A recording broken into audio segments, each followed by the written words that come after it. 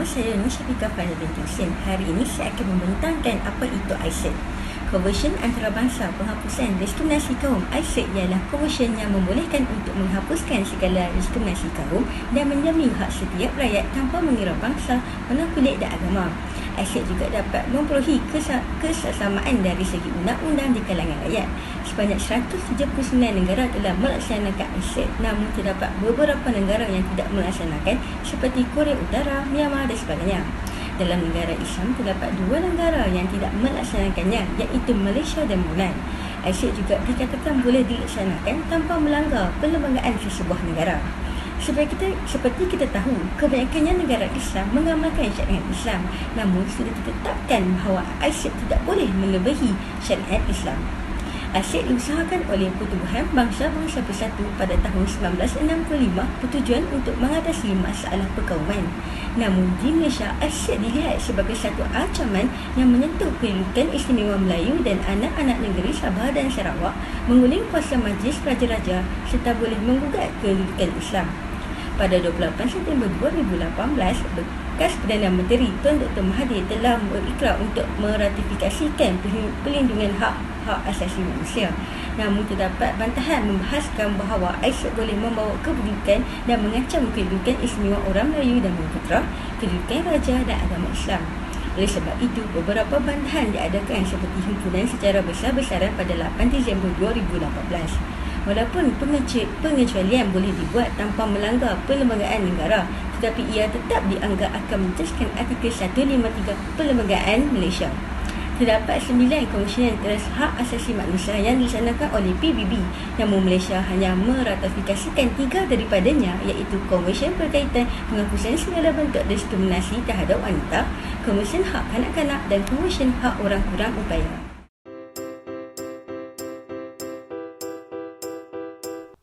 Assalamualaikum warahmatullahi wabarakatuh. Nama diberi Nur Rahimah binti Ahmad Tirmizi. Hari ini saya akan membentangkan tentang hasil dapatan kajian daripada kumpulan kami, iaitu kesan ICED di Malaysia. Okey, antara kesan ICED di Malaysia yang pertama ialah ICED menggugat hak keistimewaan Melayu dan juga Bumiputera. Masyarakat Melayu menyifatkan bahawa keputusan kerajaan untuk menandatangani ICED akan menggugat hak keistimewaan Melayu dan juga Bumiputera. Hal ini disebabkan oleh terdapat beberapa perkara di dalam peruntukan ICED yang bercanggah daripada Perlembagaan Persekutuan. Antaranya ialah perkara 1 Fasal 1 yang berkaitan dengan takrifan diskriminasi kaum. Okey, selain itu di dalam perkara 2 Fasal 1 juga, ICED menyeru kerajaan untuk menghapuskan diskriminasi kaum dengan segera, termasuk meminda dan memansuhkan undang-undang yang melibatkan diskriminasi kaum. Peruntukan itu jelas bercanggah dengan perkara 153 di dalam Perlembagaan Persekutuan yang menyatakan mengenai perizinan kuota berkenaan dengan jawatan dalam perkhidmatan awam, permit atau lesen, beasiswa, dana siswa dan keistimewaan pendidikan atau latihan yang seumpamanya, atau kemudahan kas layanan yang diberikan atau diadakan oleh Kerajaan Persekutuan untuk orang Melayu dan juga anak negeri Sabah dan Sarawak. Selain itu, perkara 8 yang menghadkan regimen askar Melayu kepada orang Melayu dan juga perkara 89 berkenaan dengan tanah rizab Melayu juga bercanggah dengan peruntukan ICED. Jadi, dalam erti kata lain, jika ICED diratifikasikan di Malaysia, segala undang-undang yang berkaitan dengan hak keistimewaan Melayu dan juga anak negeri Sabah dan Sarawak akan terpaksa dipindah atau dimansuhkan. Sebagai contoh, PNB yang mengeluarkan amanah saham khusus untuk Bumiputera akan terpaksa ditutup ataupun dibuka kepada orang ramai. Selain itu, UiTM, MARA dan juga seumpama dengannya juga akan ditutup dan dibuka kepada semua. Tanah rizab Melayu dan juga regimen askar Melayu juga akan ditutup atau dibubarkan jika ICED diratifikasikan. Saya Nurhanis binti Ahmad Nazri akan membentangkan cadangan kepada ICED menggugat hak Melayu dan Bumiputera. Sebahagian besar masyarakat menganggap pelaksanaan ICED ini sebagai satu agenda antarabangsa yang boleh menghapuskan hak istimewa masyarakat Melayu dan Bumiputera di negara kita. Merujuk kepada sebuah projek penelitian bertajuk International Convention on the Elimination of All Forms of Racial Discrimination Laporan tersebut ditulis dalam bahasa Inggeris yang mengandungi himpunan pandangan mengenai ISET. Namun, penggunaan bahasa ini menyukarkan sebahagian masyarakat untuk memahami dan mendalami tentang pelaksanaan ISET sekiranya ia dilaksanakan di Malaysia. Cadangan yang dapat dinyatakan di sini adalah kerajaan sewajarnya mengambil tindakan dengan menterjemahkan kandungan laporan tersebut kepada bahasa Melayu supaya setiap lapisan masyarakat, terutamanya masyarakat Melayu dan Bumiputera, akan lebih mudah untuk memahami isu berkaitan ISET. Setiap kandungan laporan mengenai ISET perlulah diambil tahu. Dengan ini, masyarakat akan mula berfikir secara rasional untuk membuat keputusan mengenai pelaksanaan ISET di negara kita. Selain itu, penubuhan persatuan seperti parti-parti politik orang Melayu di Malaysia perlu bersatu dan berganding bahu menentang pelaksanaan ISET untuk mempertahankan kedudukan orang Melayu dan Bumiputera di Malaysia. Jika masyarakat Melayu dan Bumiputera mempunyai persatuan yang kuat dan kuasa yang besar, para penyokong ISET pastinya tidak berjaya untuk melaksanakan ISET di Malaysia dan kedudukan orang Melayu dan Bumiputera akan terus terpelihara.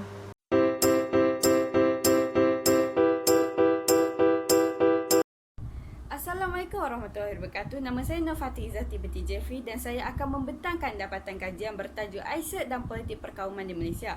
Seperti mana yang kita tahu, Malaysia merupakan sebuah negara yang terdiri daripada bangsa yang berbilang kaum, antaranya ialah Melayu, Cina, India dan lain-lain.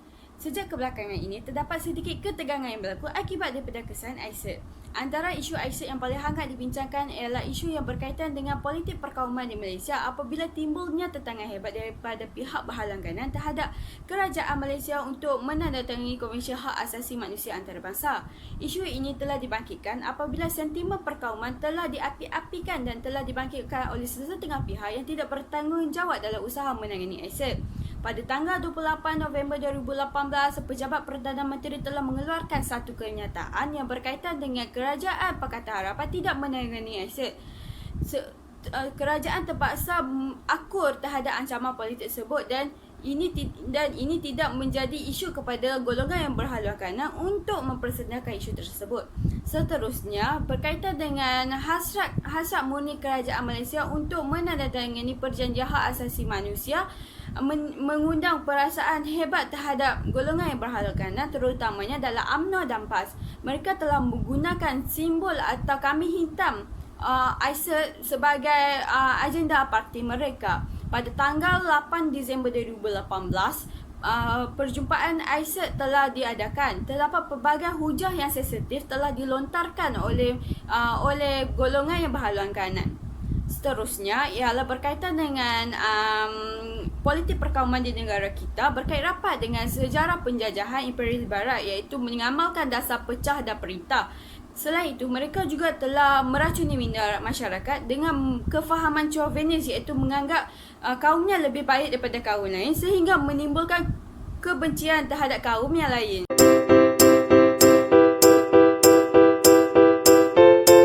Seterusnya, cadangan kepada ISET dan politik perkauman di Malaysia. Seperti yang kita tahu, setiap kaum di Malaysia mempunyai budaya hidup dan cara kehidupan mereka yang tersendiri dalam aktiviti seharian mereka. Oleh itu, bagi mengelakkan masalah politik perkauman di negara, kita perlulah menerapkan sikap-sikap nilai murni di dalam kehidupan seharian kita. Apakah yang dimaksudkan sikap-sikap nilai murni? Sikap nilai-nilai murni ialah sikap saling menghormati antara satu sama lain segi budaya ataupun agama. Selain itu, sikap berlaku adil kepada kaum yang lain dari sektor pekerjaan dan sebagainya. Masyarakat Malaysia telah dididik dengan sikap nilai-nilai murni sejak di bangku persekolahan. Oleh itu, kita perlulah mengamalkan sikap nilai-nilai murni ini dalam kehidupan seharian kita bagi memupukkan perpaduan yang cemerlang di negara kita. Cadangan seterusnya ialah mengamalkan patriotisme di dalam diri kita. Sebagai rakyat Malaysia, sikap patriotisme sangat penting dalam kehidupan kita. Apakah yang dimaksudkan dengan patriotisme? Patriotisme ialah sikap semula jadi dalam diri kita untuk mempertahankan negara kita daripada anasir luar atau dalaman yang memberi keburukan kepada negara kita. Selain itu, mempertahankan warisan dan budaya di negara kita. Oleh itu, dengan mengamalkan sikap patriotisme yang memberi kita untuk lebih memahami antara satu sama lain dalam perkauman dan mewujudkan sikap perpaduan yang lebih baik di negara kita dan kemajuan negara kita.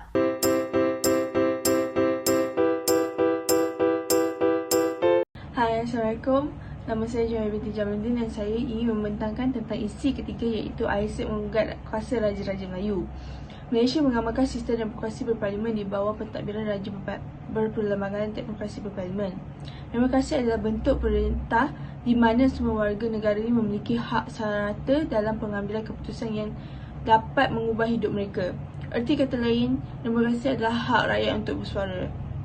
Sistem demokrasi yang sihat mampu mengambil kira pelbagai aspek dia tanpa mengira kaum, agama dan status rakyat tersebut. Dalam realiti, hal ini amat sukar untuk mencapai sepakat bagi setiap rakyat Malaysia kerana Malaysia merupakan negara yang berbelang kaum dan agama. Mutakhir ini, rakyat telah digemparkan dengan isu AISEC. AISEC merupakan diskriminasi antara kaum dan keinginan hak sama rata. AISEC juga telah menyebabkan pencegahan dengan perlembagaan persekutuan. Hal ini menyebabkan hak orang Melayu dan kuasa raja-raja tergugat. Sejarah Malaysia telah menyatakan tentang kontrak sosial dalam membentukkan Persekutuan Tanah Melayu. Ia mengenai 3 perkara yang telah disebutkan. Pertama, tentang hak keistimewaan orang Melayu dan Bumiputera. Kedua, tentang kuasa yang di-Pertuan Agong serta Raja-Raja Melayu di mana mereka tidak boleh disentuh maupun dikurangkan. AISEC tidak memberi kesan positif, malahan memberi kesan negatif pada Malaysia. Hal ini menyebabkan kemusnahan kepada kedaulatan negara dan menggugat kesejahteraan rakyat sendiri. Ia terjadi disebabkan tindakan atau desakan rakyat yang membolehkan kehilangan kuasa pada Raja-Raja Melayu. Peranan Raja-Raja Melayu amat penting dari segi sejarah. Ia telah menyatakan bahawa besarnya peranan dan sumbangan Raja-Raja Melayu. Ia mencorak sistem politik dan kebudayaan masyarakat. Raja-Raja Melayu juga menjadi benteng untuk memelihara adat dan juga undang-undang Malaysia.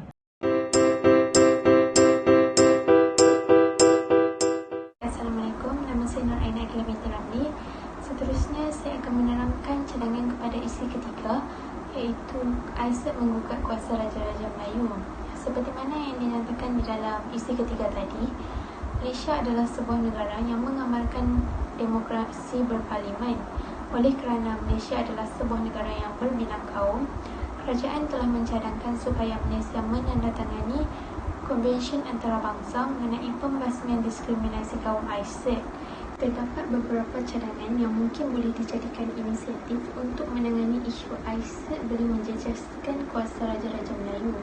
Antaranya ialah satu perundingan boleh dibuat di antara institusi Raja-Raja Melayu, kerajaan dan juga semua kaum Bumiputera di mana semua pihak dapat memberikan pandangan masing-masing berkenaan isu ini. Contohnya, pihak kerajaan boleh membuat satu laman web di mana semua pihak boleh bersuara dan mendengar pandangan pihak lain. Selain itu, institusi diraja juga perlulah tegas dan tetap pendirian dalam membuat sesuatu keputusan terutama apabila berkaitan dengan isu-isu yang membabitkan hak-hak Bumiputera. Ini kerana isu ini menjadi lebih hangat apabila Menteri di JPM iaitu Senator P.Y. Tamorty membuat satu kenyataan bahawa kerajaan akan mengesahkan AISEC. Tetapi kemudian kerajaan membuat kenyataan untuk tidak terburu-buru dalam isu ini. Kerajaan juga perlulah membuat analisis yang bersifat empirikal iaitu berdasarkan pemerhatian atau eksperimen. Sejarah kemerdekaan Malaysia perlu diambil kira sebelum membuat sesuatu keputusan yang secara langsung akan mengubah struktur pentadbiran negara ini. Analisis tersebut perlulah mengambil kira bagaimana kedudukan Raja-Raja Melayu sebelum dan selepas AISEC dipersetujui dan apa kesannya kepada mereka.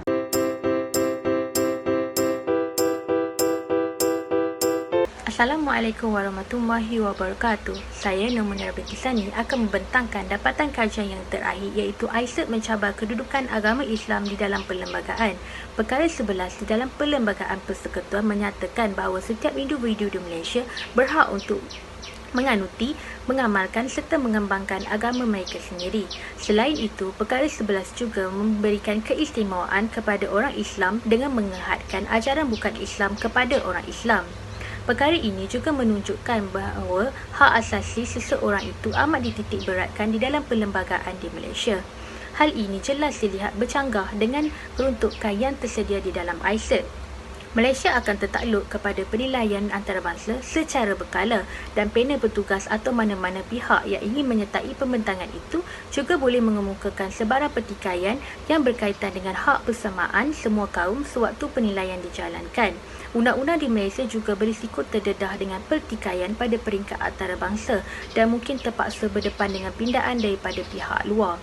Ratifikasi ISET juga dapat membuka ruang kepada mana-mana pihak untuk mencabar kedudukan agama Islam di dalam perlembagaan yang memperuntukkan keistimewaan terhadap agama Islam. Perlembagaan Malaysia yang sedia ada sudah menjamin hak-hak setiap warga negara tanpa mengira agama dan bangsa. Oleh itu, ISET dilihat sebagai mencabar kedudukan agama Islam di dalam perlembagaan dan tidaklah sesuai untuk diratifikasikan di Malaysia.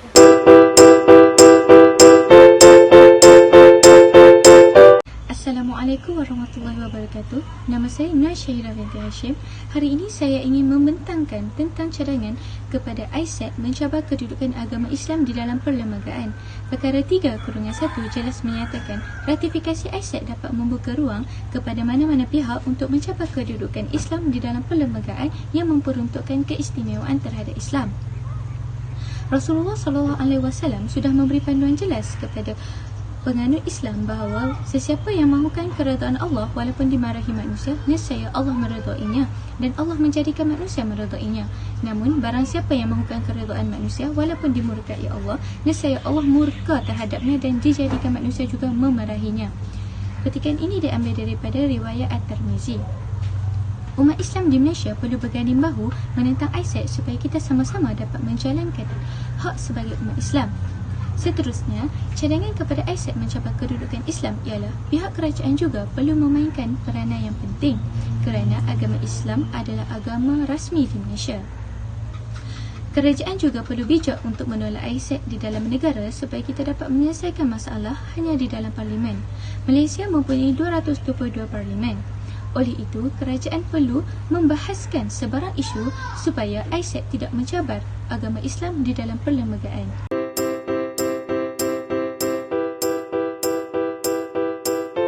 Assalamualaikum warahmatullahi wabarakatuh. Nama saya Muhammad Ridwan bin Mazaki. Hasil dapatan kajian dan perbincangan kami, saya ingin menyimpulkan secara keseluruhan secara tuntasnya bahawa pelaksanaan ISET memberi kesan-kesan negatif kepada masyarakat Malaysia, terutamanya kaum Melayu dan Bumiputera. Bulan semakin terang, banyak yang jelas mengatakan bahawa pelaksanaan ISET menggugat hak orang Melayu dan Bumiputera. Masyarakat Malaysia menganggap bahawa pelaksanaan ISET merupakan agenda antarabangsa yang boleh menghapuskan hak keistimewaan orang Melayu dan Bumiputera. Pelaksanaan ISET juga menggugat kuasa Raja-Raja Melayu. Hal ini terjadi daripada desakan bantahan rakyat itu sendiri sehingga hilangnya kuasa Raja-Raja Melayu. Raja-Raja Melayu sangat penting untuk menjaga adat Melayu dan undang-undang di Malaysia. Bukan setakat itu saja, ISET menjejaskan politik perkauman di Malaysia dan juga mencabar kedudukan agama Islam dalam perlembagaan negara.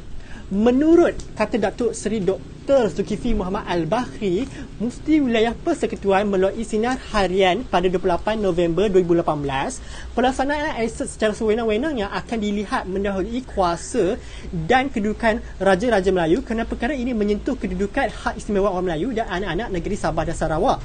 Sudah jelas beliau memutuskan ISET tidak sesuai dan tidak boleh dilaksanakan di Malaysia. Sudah terang lagi bersuruh bahawa kedudukan agama Islam juga terjejas. Sebagai masyarakat Malaysia, kita harus berpengetahuan tentang kesan-kesan negatif yang terjadi sekiranya pelaksanaan ISET. Oleh itu, kerajaan Malaysia haruslah membuat keputusan secara rasional. Sekiranya ingin melaksanakan ISET, apapun keputusan yang dibuat haruslah berdasarkan asas Al-Islam sebagai tonggak keutamaan. Dalam keadaan tidak melaksanakan ISET pun, kerajaan telah menunjukkan tahap toleransi yang tinggi dan diskriminasi kepada rakyatnya bebas beragama. Akhir kalam, Daripada hasil tabatan kajian kami, majoriti masyarakat Melayu dan Bumiputera menolak pelaksanaan aset demi maruah mereka dan menjaga hak kepentingan mereka sendiri, bahkan memelihara keamanan perpaduan negara. Itu sahaja daripada kesimpulan hasil dapatan kajian, yang mana baik itu datang daripada Allah Subhanahu Wa Taala, yang kurang itu datang daripada kelemahan kami sendiri. Sekian, terima kasih. Terima kasih.